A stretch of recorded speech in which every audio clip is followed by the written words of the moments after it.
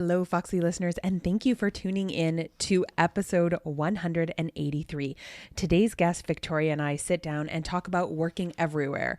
We talk about everything from creating the life that you love to self-publishing to art to Howie and Stella. There's so much in this episode. I can't wait for you to listen. So you know what? Let's just dive right in. I'm Tanya Fox, and you're listening to Fox Talks Business Podcast. I started my career in the corporate world, but always played to my own tune and loved to think outside of the box.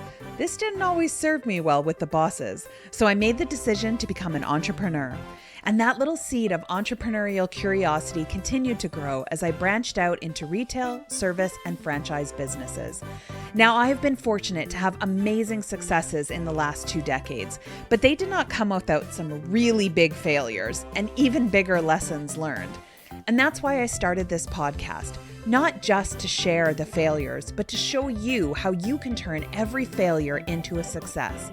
We're going to hear from some amazing humans from around the world that are going to share their stories of the good, the bad, and the motivational entrepreneurial life has to offer.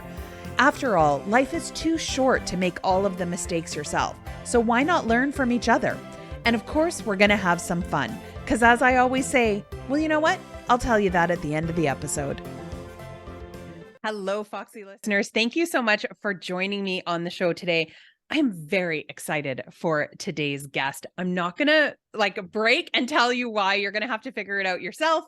But Victoria, thank you so much for coming on the show today. Thank you for having me. I'm excited to be here. So can you give us a little bit of history for those that haven't been stalking you like I have? Well, in the beginning of this year, April of this year, my husband and I locked up the house for the last time and set foot into a 43-foot fifth wheel, and we haven't looked back. And we've been full-timing for 8 months now and totally loving it, and running our businesses from the road, and it's amazing. We are heading south for the winter. Very slowly. We're in southern Georgia right now, and headed to Florida next month, and then back up. So it's like this big circle we're going to be doing and seeing all these amazing things along the way. It's been really cool. So the reason I say that I was so excited about it is this is was my dream, was to just be in an RV, still be able to work. I love that you have named them. So yes. I know it's Howie and Stella, but is Stella the trailer? No, Howie is the trailer, which is short for Home on Wheels. I love that. Stella is actually my husband's mother's middle name. I'm not sure where that came from, but we name a lot of things. Matter of fact, I did a YouTube short a couple weeks ago about asking people, do you name things or am I just the crazy one? And we name everything. And so, no, not everything, but most things. And it just, you look at something, and for me, the name just pops out. Like we just got kayaks. And so I had to sit a while with that, but I named her Baby Blue. No, Bella Blue. See, I don't even have it right. But yeah, names are fun. But we talk about it, like, Stella this, Howie that. It's like we got to go back to Howie. It's kind of cool. It's part of the family. I love that. Floater is my kayak's name. I'm always okay, come on, Floater. Too. It's more of a hope. And it is a hope. Yes. Yeah, it floater, is. And yeah, all of my plants have names. So as I'm watering, it's always my husband and my son always laugh at me because they're like, don't forget to water Earl. And I'm like, yeah, because he's in a big teacup. So Earl Grey tea just makes sense. See, it does make sense. And this is Ted. See, so you're not alone. I am totally with you. And okay, it's easier. Good to know. I find it's easier to describe things because even though they laugh at me, if I'm gone and I call them and I'm like, hey, could you do me a favor and just check on how Earl's doing? They know exactly what I'm talking about. Right, they're not like, what plant is that? It's the one with the big leaves and the short stem or whatever. Yeah. So they just know. So what made this decision for you guys to sort of go this way, to sort of travel and work? Well, it's interesting. It's something we had thought about a few years ago, and at the time we were thinking about it, And I'll preface this with my husband in a previous life, full time for about 2 years back in the early 2000s, and he was in a Class A. And so it's something he's always wanted to do. And it's something I've always wanted to do, even though I'm not sure why, because I never camped and I never set foot in an RV before in my life. But I'm like, yeah, I want to do this. This would be cool. And at the time we were thinking about it, we went to a couple RV shows. Just he wanted to show me what I had no idea what RVs were like. And we had a business at the time, one that we don't have now. It was a gluten-free baking company in Denver. And we were doing pretty well with it. So we're like, well, we're never going to be able to do this. And then unfortunately, we had to close the business in 2020. Got into some bad investing situations or investor situations. It was heartbreaking. It was devastating. And we're kind of the people who always have to have something to chase, a Yeah. goal, a dream or whatever.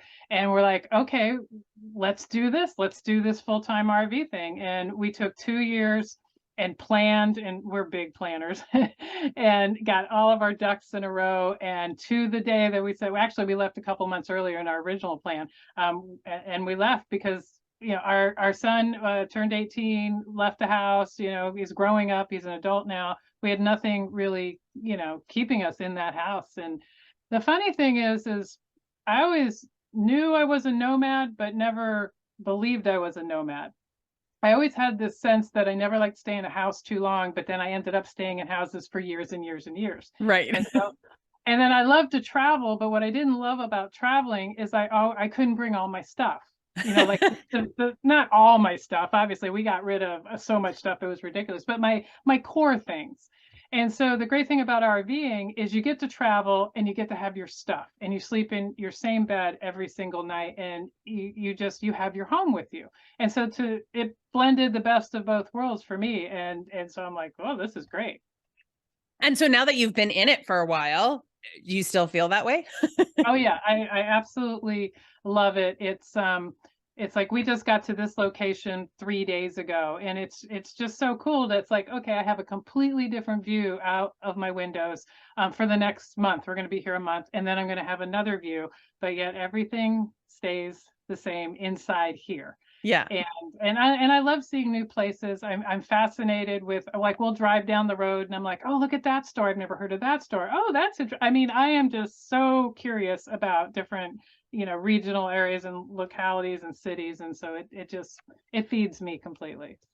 So from going from, having a bakery that, obviously was sort of a standstill business, how did, like you said that you guys are still working. So what was that shift like then to now be working all over the place? It sounds like it was a big shift, but I've had a marketing and design company for 31 years, and I continued to work that all the way through. We had the baking company. And then after that closed, I had to, rebuild that company because I had let it go to maybe 70% of what I wanted it to be, or maybe it was 50%.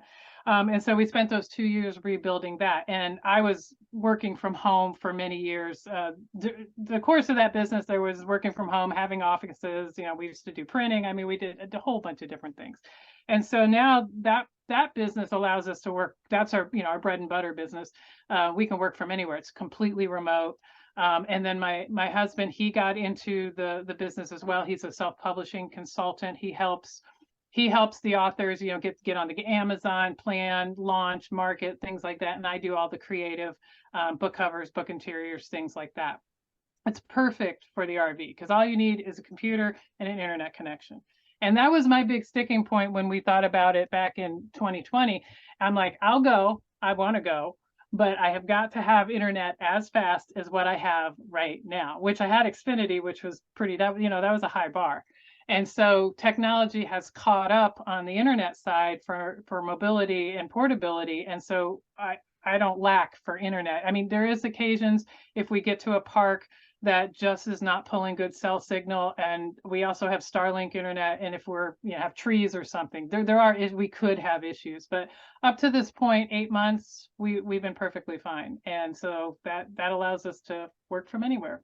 Yeah, which is, I think, for a lot of people that are out there, that I know that I've talked to, they're like, oh gosh, that would be the dream to just be able to travel. Because I have a lot of friends who love to travel, and I'm like, I'd love to travel, but I'm like you, can I just take everything with me? Yeah, everything with You you. know, there's no such thing as packing light for me.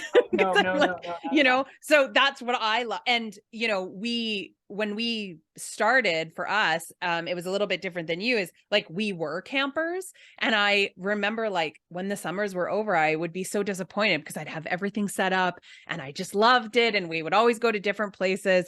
And I felt like I had more inspiration because there was always different things, different people that I was meeting. Do you find that's the same for you?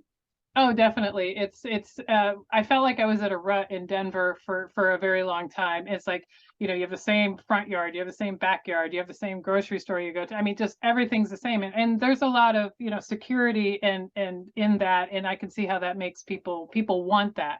I'm not one of those persons who wants that all the time. I like to go to a grocery store and have no idea how it's arranged. I'm totally okay because that means I get to go up and down every aisle and check the place out. So that's a good thing. But in meeting people, we always meet people in parks and elsewhere where we go, and I just love that. I love hearing everybody else's story. Where are you from? Are you full timing? Are you part timing? Are you most timing? It's cool, and the community out the RV community is really really wonderful too. I will say, if you don't like change, if you don't like to be flexible and you have no ability to pivot, then do not full-time RV, because you never know what is thrown at you. Like, we were in South Carolina last week, and hurricane/tropical storm Nicole came roaring through, and it was our first one. I'm from Florida originally, so I kind of have some understanding of tropical storms, but we had to make a decision. Do we stay? Do we go? Do we move sites because we're sitting under, a 70-year-old oak tree, things like that. And you got to be okay with that. We eventually just moved sites and everything was fine, and things break all the time. It's fun. If you Yeah. look at it, it's fun. I mean, for some people, there are some people that get out on the road and they're like, no, I can't do this. And they need that security and they need that little bit of change. And this can be a lot of change for people. Yeah. So, talk to us a little bit more about the businesses that you have, who it is that you like to work with. Especially for let's talk first about the publishing, because I think there's so many people out there right now that are very interested in the whole self-publishing realm, but it's very scary and there's a lot of information out there. Yeah, there's a lot of bad information. Right. I was sure. trying to be diplomatic. Yeah, well, I'll go ahead and say it because I'm part of a few. I joined a few groups on Facebook about self-publishing just to see what's going on out there, and there's so much misinformation, and people have a lot of opinions and not a lot of fact. The self-publishing world is crazy. I've been so busy for the last 5 years that I can barely see straight. Everybody's writing books, which is great because everybody has a story. And the more you get out there, the more that you can help someone, enlighten someone, teach someone, whatever it is. But it's not easy to navigate on your own. And so that's where we come in, is we take authors step by step through the process. We give a professional cover design, professional interior design. There's a lot of, you can peruse Amazon and see a lot of books that you go, oh, that looks self-published. And, it just is. But, at the end of the day, I would say it's better to get a book up, that doesn't look as good as it could than to not get the book up at all. But as long as it was edited, I do draw the line at the editing. But we provide books. The books that we do look like they came from a big publisher, but you self-published them. That's always our goal. And it's we work with a lot of different authors, every genre. We've done fiction, nonfiction, business, children's books, journals, workbooks, just about anything you can imagine. Political books we've done, cookbooks, and it's a great process. It's a terrifying process to be an author. I wrote a book a couple years ago. It was quite terrifying. And considering the type of book I wrote, it was even more terrifying. But we're there for the author to help them through every step of the process. And I think what most people probably don't understand about writing a book, just whether you're self-published or not, and I used to think this too, that you sit down, you write the book, and if it's a good book, write just what you wrote with a few changes, then you're a good writer. But if it's not, and it's got to go through editing, and the editor, you know, in school when you used to have the red marks all over your paper. So if the editor gets all those, you know, changes in Word, then it means like, oh God, I really am not a good writer. But that's not true. It's the ideas and the concepts that come from the writer. It's the editor that helps caress those into the best way to present it to the reader. Now, obviously, the author has a hand in that as well. But editing is so important. And for self-published authors, you just have to get it professionally edited. Otherwise, you don't have as good a book as you could have. And that I'm kind of biased by it like that. It's like you have to. And there's a lot of editing's expensive. It's the most expensive part of writing a book. There's 3 different types of editing. It can be very confusing. So for people who are, you know, out there and are interested in actually doing a book and are looking for an editor, can you just kind of give us a little, you know, idea of like maybe what are some questions that they should be asking or things that they should be aware of? You probably would need to educate yourself with the different stages of editing. There's 3 stages. There's developmental, proof, line and copy edit, and then there's proof edit. So depending on where you are, a lot of people will write a book and they'll get some of those stages done along the way. And then when the book's done, they may just need proof edit, which is, you know, really important and the easiest part. But an editor that they're considering, you know, should have been doing this quite a while, should have a lot of referrals.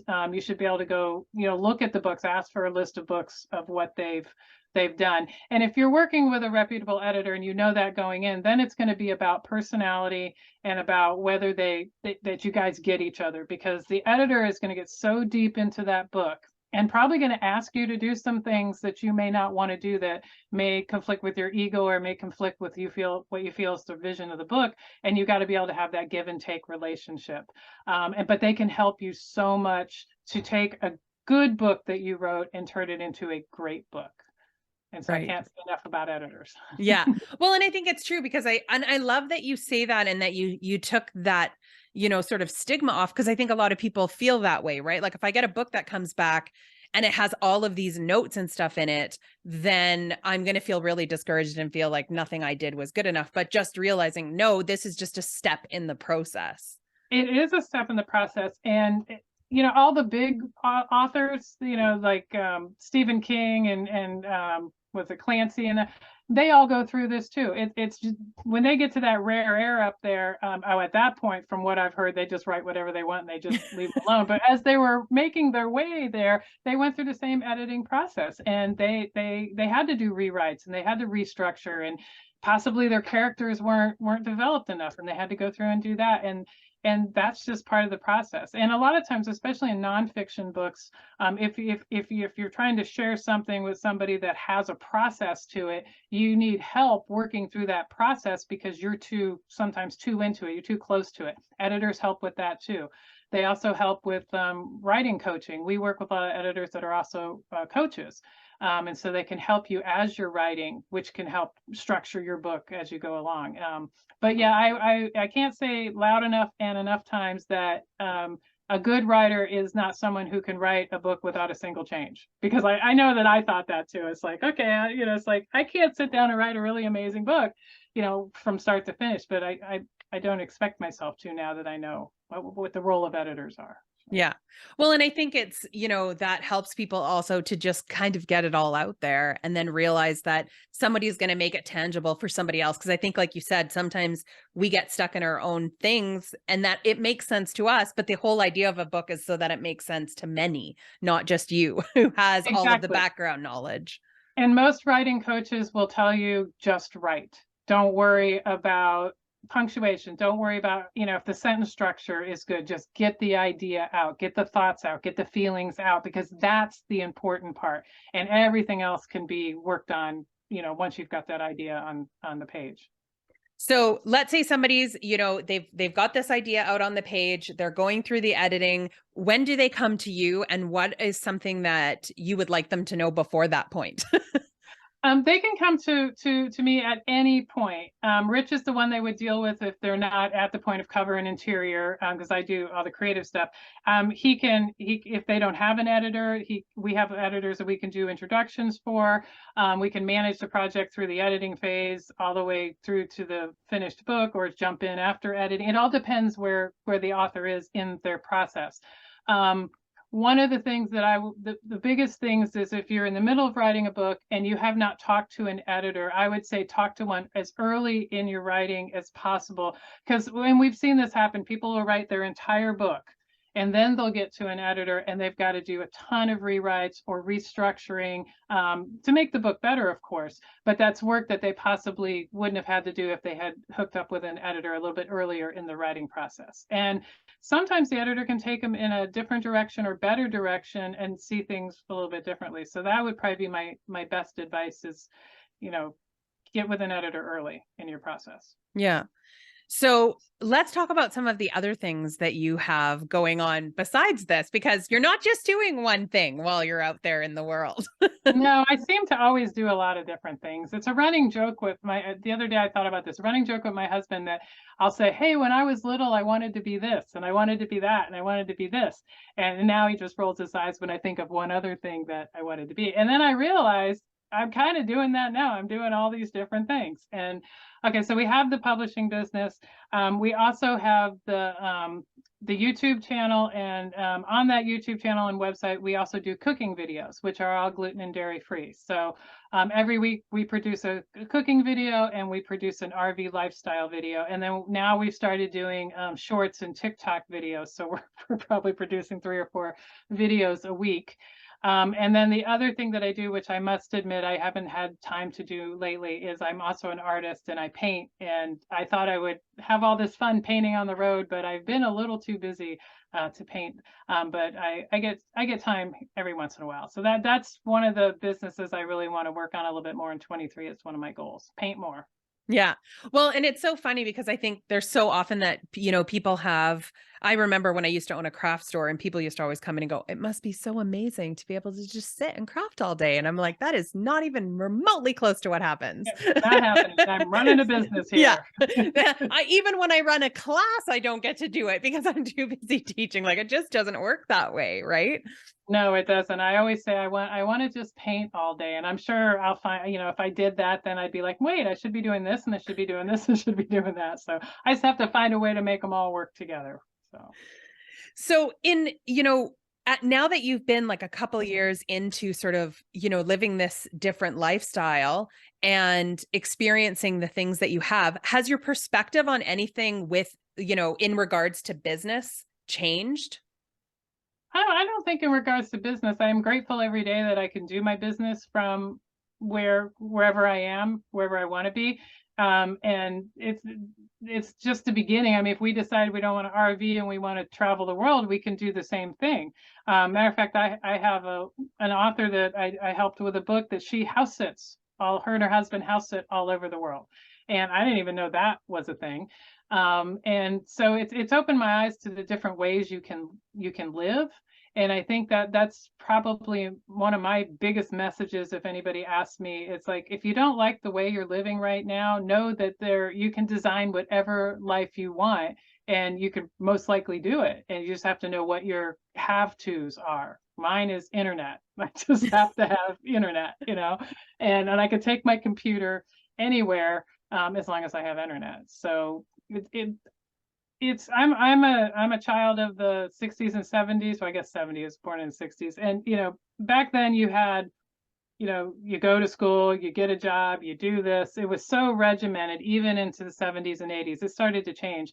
And I still feel it's that way in many ways. But it doesn't have to be. There's so many people doing life differently. And I'm just like, yeah, just get out there and do it. And I like to believe that I live with no apologies now. I do whatever I want. I don't care if you like it or not, whereas I used to care.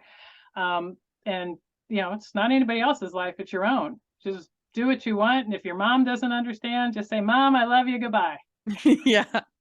Well, and it's funny too, because I think, I think this will be really refreshing, which is one of the reasons why I wanted to have you on the show. And I know a lot of people aren't exposed to that kind of lifestyle. And I know like my mom left when I think I was 18 or 19, and her and my stepdad bought a boat and went and sailed for 20 years. And wow. God bless them. She's like, you want to go RVing? It's the same thing. I'm like, no, I have land. I love my husband, but I would have land. And they were on it was a 28-foot boat. So when I'm like, that's smaller than my trailer. I don't know if Yeah, we would make that's a it. little small. Yeah, I don't think I would do the whole boat thing, but it is the same principle, except I guess they're seeing people along the way when they go from port to Yeah. port. But it seems no, I wouldn't do it either. But Yeah. definitely, but Well, and I everybody's think the different. other sort of mystery or sort of thing that stops people is feeling like they have to have like millions of dollars in the bank to be able to do stuff like this. And so I love being able to have people like you on the show that's like, this is something that you can do and continue to work and continue to make, that money. Do you find, that you had to have millions in the bank? No, no, not at all. And you don't have to be retired. And I think a lot of people think that the RV community is still a bunch of retired people. Yes, there are quite a few out here. To contrast this, when my husband full time back in the early 2000s, he said that I don't know 80% of the people he met in RV parks were retired, and now I mean we like the person next to us remote works. I mean, we've met like 4 people that they all remote work, and that's becoming more the norm than the retiree, or at least it's the percentages are getting more, equitable. So no, you don't. It's you're you're going to have a house payment, or you're going to have an RV payment, or if you sell your house, you can buy your RV outright, whatever you choose to do. You're always going to have that, whether you're on the road or you're in a sticks and bricks, as it's called in the world here. And it's the same thing. You have campground fees, or you pay, your mortgage, or whatever it is. It's no different. As long as you can work, you can do this lifestyle, and you can buy RVs on, with a loan, so you don't have to pay for them outright. Campground fees, you pay as you go. Most of the time you do have to prepay them.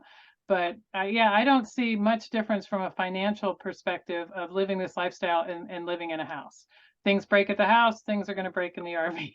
Sometimes a little bit more, because it is a moving earthquake, really. So Yeah. Well, and I mean, yeah, exactly.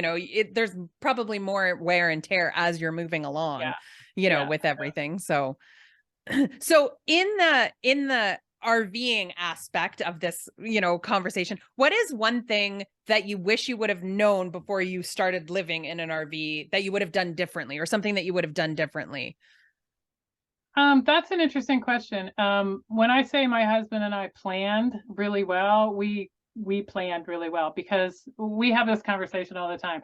There's no rig we would have chose differently. We are completely happy with Howie. He fits us perfectly.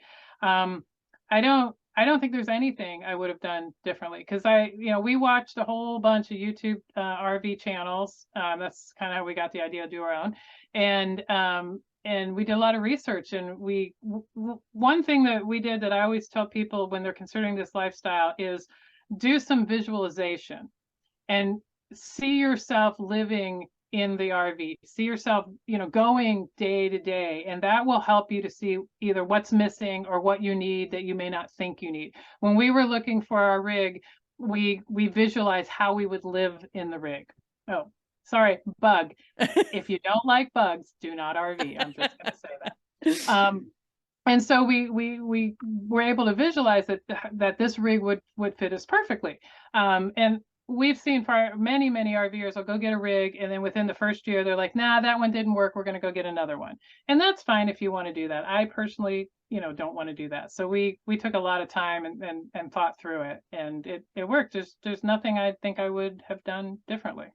Well, and I think sometimes your taste changed, because even I think like in my camping life, like we started out in a pop-up trailer, the ones that you had to wind, which my husband would be like, dun, dun, dun, dun, dun, dun, dun, the wife and I are camping, like every single time. And my son was really little, and he had had a horrible night's sleep, and I finally got him to sleep. My husband left to go to work. I was spending sort of the summer camping, and it was like either wake up the baby who had not slept all night, or figure out like just not pee. And so I called my husband and I was like, I just peed on a diaper in the garbage can. We need to upgrade our trailer. Right. And so my only requirements of this next trailer that we got was that it had a toilet and a fridge, because we just had an ice box. Right. And Right. then, we did that for a couple of years. And then when we upgraded, I was like, it has to have a room for him. It has to have like a bigger fridge. It has to have a pantry. Like all of a sudden my requirements got higher. And even now, as we're looking at going out, I'm like, okay, there are some must-haves that have grown from the tent trailer when Oh, it was definitely. okay to just have little things. And I think that's important to know what your must-haves and deal breakers are. Now, in our rig, as you can see over my shoulder, we have a fireplace, we have a dishwasher, we have a washer and dryer, we have a huge kitchen that takes up the whole part of back of the rig. That's because, we both cook and we do cooking videos. So those were things that we knew we needed. We have a bathroom with double sinks in it. That we didn't have to, but a bathroom big enough. So if you're going to live full time in a rig, you're not going to magically live differently because you're in an RV than you did at your house. I mean, say, oh, well, I think I can handle that. Yeah, I don't need a big shower. I don't need a dish. Whatever you're saying I don't need, you're probably going to need. And I think that's where your issues would come in. Now, did we need a dishwasher? At the time, I didn't think we did, but I really wanted my on-demand water heater system because I like very long showers. See, I was not giving up my long showers to live in an RV. So we had to get the on-demand water heater. And so my husband got the dishwasher because he's like, we're going to need it with the cooking videos and everything. Now I love the dishwasher and I'm like, God, I'm so glad we got one. And then he loves the on-demand water heater because he's like, yeah, these long showers are pretty good. I don't know why I didn't do that before. So you're going to have deal breakers. And so know what your deal breakers are. And whatever they are, there's a rig out there that has it for you. Oh, yeah. Because I said the same thing. Like when my husband and I were looking, he was like, oh, I found this trailer. I'm like, no, that's not even remotely close to what we're getting. So when I showed him the rig that I wanted, I was like, there's an entertainment, there's couch and pull out. There's like the fireplace, the TV, kind of like what you have. And I'm like, and there's 2 washrooms. He's like, why the hell do we need 2 washrooms? I'm like, we need 2 washrooms. Yeah, definitely. I mean, if you've got them in the house and they're being used, that's one thing. If you had to go down to one, you could probably live with that. Yeah, but absolutely. If it was a big deal, then it'll turn into an even bigger deal. And there's enough rigs out there with options. I think you can find something that fits your lifestyle. Definitely. Yeah.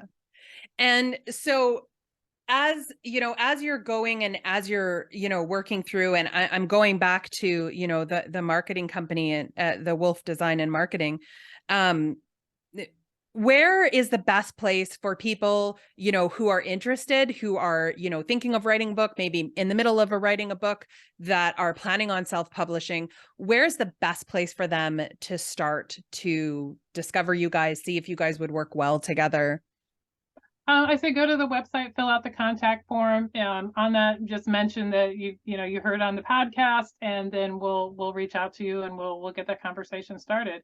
The website right now doesn't have much about the publishing consulting, Rich's part. It's all about my design part, but that's 2023. We're going to be adding that.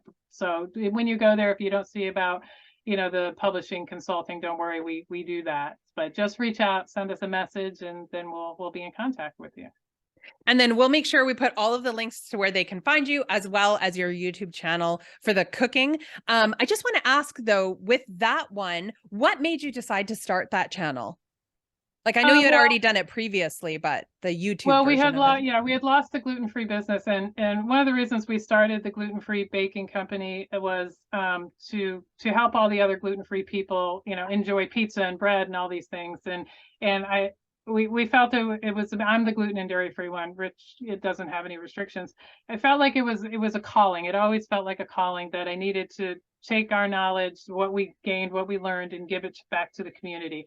And then when the business closed, we still felt that way. And so this was our way that we could give back by putting out recipes so that you can live your best gluten-free life. And so that started, and then we did the RV thing, and like, okay, we'll just add RV lifestyle videos too. And so we have this channel where you can learn to cook and RV in the same place.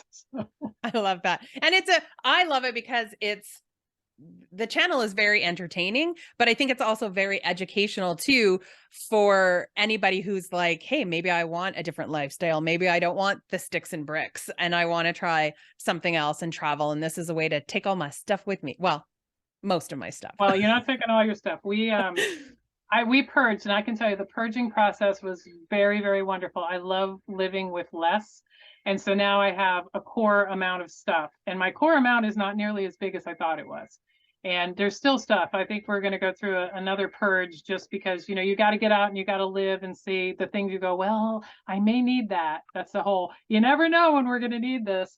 And so now we know we're not going to need a few things. So we're going to purge again. So I always think of my mom living on the boat, because when she moved on, my stepdad had the boat beforehand. And when she moved on, all he says is the boat sunk like a lot when your mom moved on. And then it got to a point where he's like, listen, Suzanne, everything you bring on, something has to go off. Like, we can only go down so much, and then we're in trouble. So it is sort of that mentality. I always think of that, like, especially if I'm just packing the trailer for the summer, I'm like, okay, I got to be careful here. Because my husband's like, hey, there's a weight limit for a reason. And I'm like, I'll hit it. It'll be fine. Yeah, and that is a concern, especially if you're traveling a lot and you have a really big rig like we do. You really should abide by the weight limits. It's dangerous for you and anybody else on the road if you don't. When you're stationary, it doesn't matter, but it's obviously when you're driving, it does. Yeah.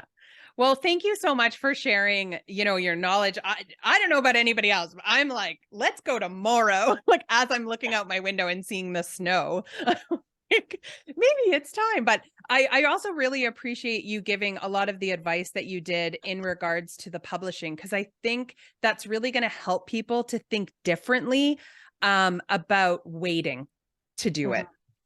Right. Oh, yeah, definitely. I hope I can help one person, I'm a happy person. So. That's awesome. Well, thank you so much, Victoria. We'll have all of the links to where you can connect with her and get more obsessed with them, as I am. Oh, thank you. Thank you so much for having me. This has been fun. So, of course, if you listen to this whole episode, you'll know that one of my favorite things was talking about their life traveling, because it's something that is definitely on my bucket list and that I am working towards right now. But there's lots of other things that I'm working towards as well. And those I am really excited to be able to talk to you guys about.